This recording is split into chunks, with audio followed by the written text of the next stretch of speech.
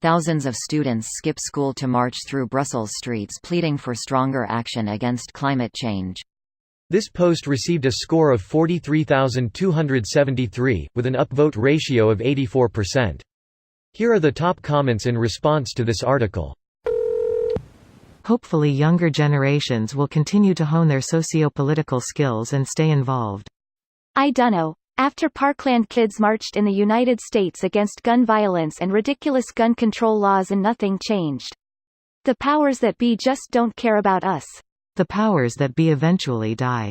Yeah, and then our generation becomes the old farts that are out of touch with modern-day problems. Let's not forget that the powers that be currently were the same idealistic university students that protested things like the Vietnam War back in the day. In the 60s, a majority of 18-year-olds weren't studying at a university. IDK what the number is now, but it's gotta be considerably higher. Many of the rest of them fought in Vietnam. Well, plenty of them didn't get to be old farts, and many of the ones that did are rotting in homeless shelters.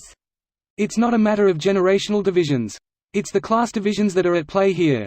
Working people are mistreated and exploited for profit by the capitalist class every generation.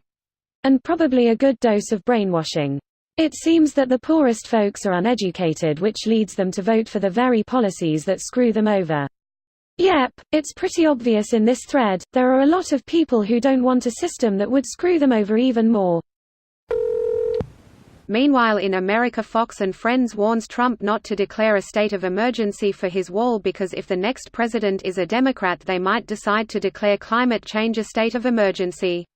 Despite U.S. security forces listing climate change as one of the biggest threats to U.S. national security.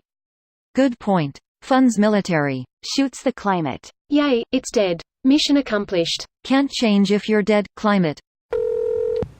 INB4 There's just one kid who doesn't skip BC perfect attendance.